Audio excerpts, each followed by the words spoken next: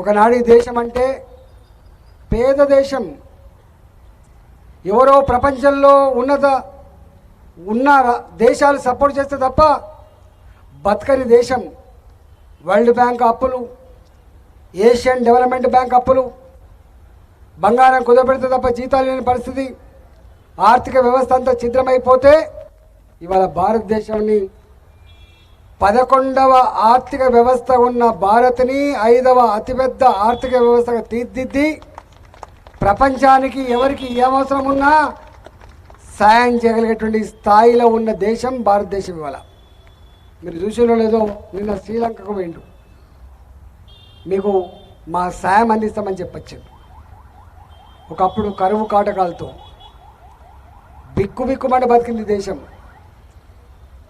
బెంగాల్లో కరువు వస్తే లక్షల మంది చనిపోయిన చరిత్ర మనం చూసినాం.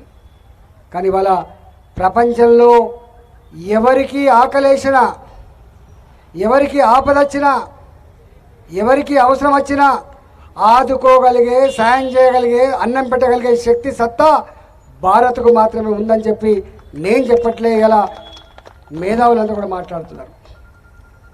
అంటే గంత గొప్పగా మనం పైకి వచ్చినాం.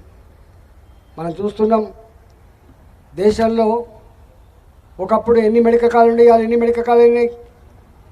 ఒకప్పుడు ఎన్ని కిలోమీటర్ రైల్వే లైన్లు ఉండే, ఇప్పుడు ఎన్ని కిలోమీటర్లు కొత్త వేసినాం. సింగిల్ ఉంటే డబుల్ ఎట్లు వేసినాం, డబుల్ ఉంటే త్రిబుల్ ఎట్లు వేసినాం. మీరు ఎప్పుడైనా పోయి చూడండి, రేపో మాపో అయితే నీ సికింద్రాబాద్ కూడా ఆవిష్కరించబడుతుంది. అంతకుముందు 2 కోట్లు 3 కోట్లు సున్నం వేసినటువంటి ఆ ప్రభుత్వాలకు ఒక 700 కోట్ల రూపాయలతో సికింద్రాబాద్, ఒక 450 కోట్ల రూపాయలతో కాచిగూడ, ఒక 350 కోట్ల రూపాయలతో నాంపల్లి, మొన్ననే 420 కోట్ల రూపాయలతో కట్టుకున్నటువంటి మన చెర్లపల్లి, అట్లా వేల కోట్ల రూపాయలతో ఇవాళ అభివృద్ధికి మనం బాటలు వేసుకున్నాం. ఒకప్పుడు రోడ్లో పోవాలంటే గతుకుల రోడ్లు, ఇవాళ వరంగల్ పోవాలంటే గంటనే, కరీంనగర్ పోవాలంటే 2 గంటలే, ఇవాళ నాగపూర్ పోవాలంటే 4 గంటలు. మీరు దేశంలో ఎక్కడికైనా పోండి. మొన్న అయోధ్యకు పోయి వచ్చిండ్రు, మొన్న మనకు కుంభమేళ పోయి వచ్చిండ్రు. ఇవాళ ఒక్క తెలంగాణ మాత్రమే కాదు, దేశవ్యాప్తంగా ఒకనాడు బీహార్ అంటే ఎట్లుండేది, యూపీ అంటే ఎట్లుండేది, ఇవాళ జమ్మూ అండ్ కాశ్మీర్ నుంచి మొదలుపెట్టి కన్యాకుమారి వరకు.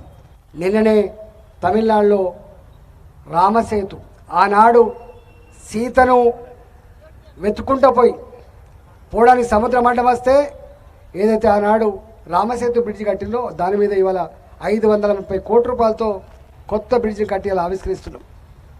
అట్లా అనేక రకాల అభివృద్ధి పనులు చేసుకున్నాం. ఇంతకుముందు మా టోపి శంకర్ చెప్పినట్టుగా ప్రపంచంలోనే అతిపెద్ద political party Bharatiya Janata party, గుర్తుపెట్టుకోండి. కోట్లాది మంది సభ్యత్వంతో తెలంగాణలో కూడా మీరు అనుకున్నారు ఒకప్పటి లెక్క లేదు. తెలంగాణలో కూడా 40-45 లక్షల సభ్యత్వంతో మొన్న జరిగిన ఎన్నికల్లో 35% ఓట్లు సాధించి 17 పార్లమెంట్ సీట్లుంటే 8 సీట్లను గెలుచుకొని రేపటి కాలానికి ఎప్పుడు మళ్ళా రాష్ట్రంలో ఎన్నికలు జరిగినా గెలిచే పార్టీ భారతీయ జనతా పార్టీ మాత్రమే అని చెప్పి సంకేతం ఇచ్చింది. ఇంతకుముందు మా నర్మద గారు చెప్పినట్టుగా, మా వంశతిలక్ గారు చెప్పినట్టుగా 5 మంది ఇద్దరు జెండా ఎత్తే స్థాయి నుంచి ఇవాళ 500 మంది జెండా ఎత్తే స్థాయికి వచ్చినాం. ఇక్కడ మనం గ్రామాన డివిజన్లో విస్తరించి కూడా పోతా ఉన్నాం. తప్పకుండా ఇవాళ మనకు శ్రీరామనవమి కాబట్టి అందరూ బిజీ ఉంటాం, మళ్ళీ మనం మాట్లాడుకుందాం. నేను ఒకటే కోరుతున్నా, ఉంటే వైరుధ్యాలు ఉంటాయి, అన్నదమ్ముల్లాగా కలిసిమెలిసి ప్రజలకు ఒక విశ్వాసాన్ని, ధైర్యాన్ని అందించేటువంటి కర్తవ్యాన్ని భారతీయ జనతా పార్టీ నాయకత్వం అంతా కూడా, మా కార్యకర్తలంతా కూడా మీకు అండగా ఉంటారని చెప్పి తెలియజేస్తూ